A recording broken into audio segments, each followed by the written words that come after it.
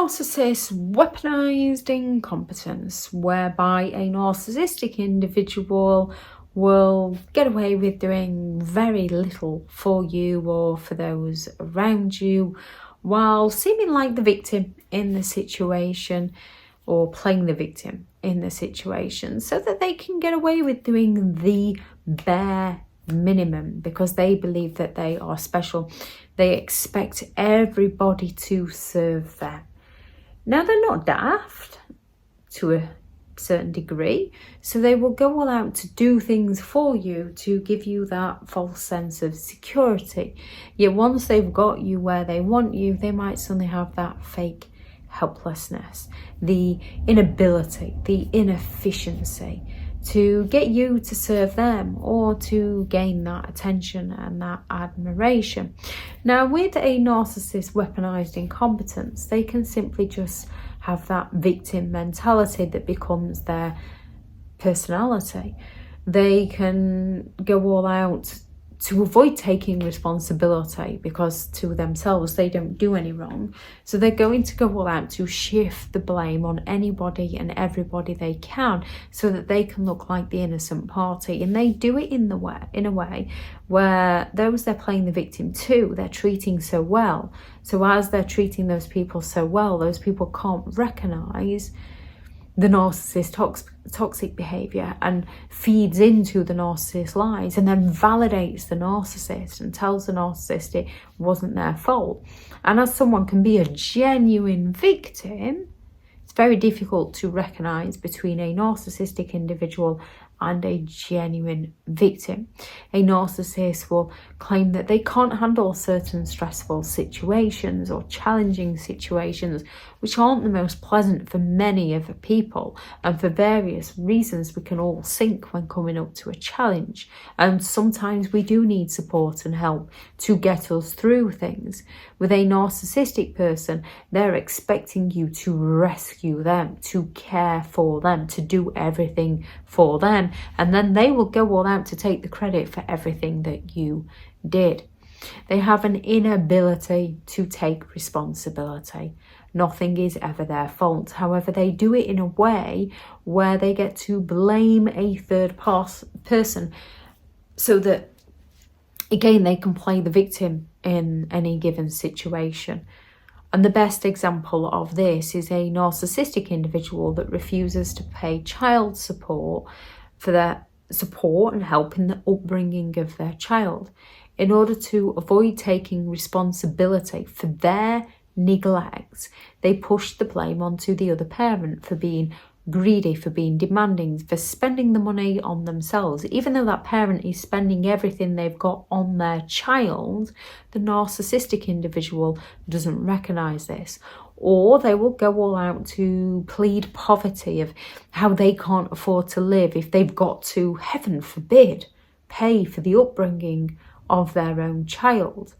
Yet with their double standards, they expect the other parent to scrimp and save and do without and just get on with it, because nothing is ever a narcissist's fault. They do not take responsibility.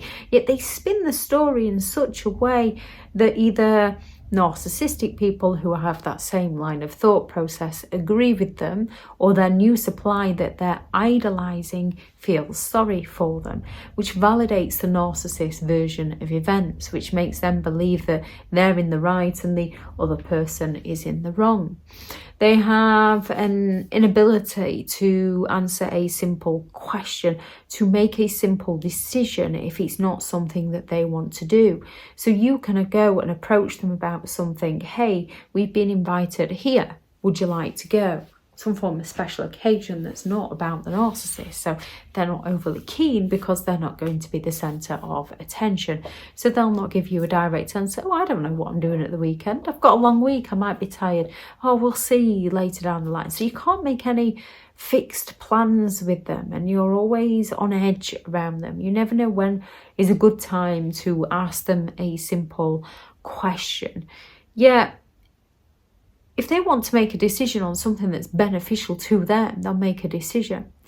Now, when you've been around a narcissistic individual, due to the trauma you're put through with them, you can find it very difficult making decisions for the best interest of your life, because they drain everything from you. They have an inability to perform some of the most basic tasks. So incapable of cooking, incapable of cleaning. Now, we might not always enjoy cleaning. We might not always enjoy the basic chores in life. Some people do really enjoy doing it, in which case that person in the relationship, whatever relationship it is, will tend to get on with doing it. Whereas if neither are keen, you try and find a way to 50-50 split it. If one's out at work, one takes care of the home and the children. If both are out at work, 50-50 the care of the children. If one would prefer to cook a meal and the other would prefer to take them to an activity, that's what you do. Or you find the middle ground depending on who you both are as a person and the relationship you are in.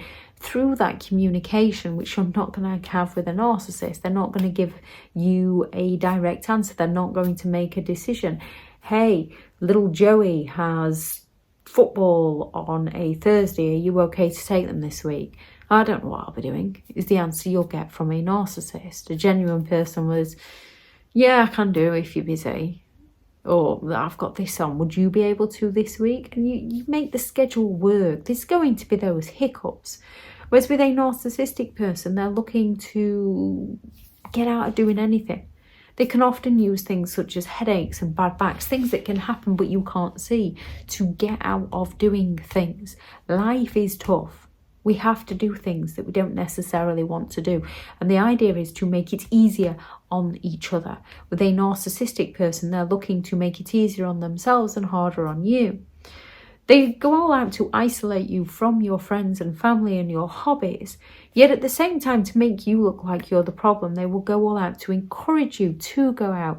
And then when you come home and the home is a complete disaster and you're more stressed than when you left, and they say, hey, that was supposed to de-stress you. Look at the state of you. Well, what's your problem? Well, you do it far better than I do. I don't know why you think I should have done that. I said I'd stay home and watch the kids while you go. And this can be a male or female narcissistic individual. They have an inability to perform the most basic of tasks, or they have an inability to complete tasks. So they'll start a job that sounds amazing, and then they'll get to a challenging bit, which we can all do, and then we might have to walk away for a bit and come back to it, because it can naturally frustrate us when we know what we want to do, but we just can't do it, or it's just not going right, it's just not happening today.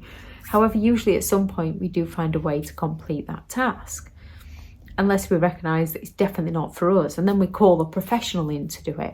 With a narcissist, they are the professional. They are the doers of all things and masters of absolutely nothing. So they're not going to call a professional in. They're not going to lower their belief system and think that they're incapable. They're just going to give up and not complete it and blame other situations, make excuses.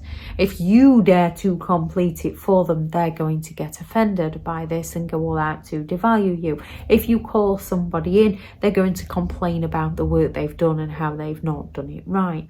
They have that refusal to learn new things. Now, it's easy to learn new things when we have a natural ability, or we find it interesting. It makes it so much easier than learning things we're not interested in. We don't have an ability and we find boring. It's difficult learning new things.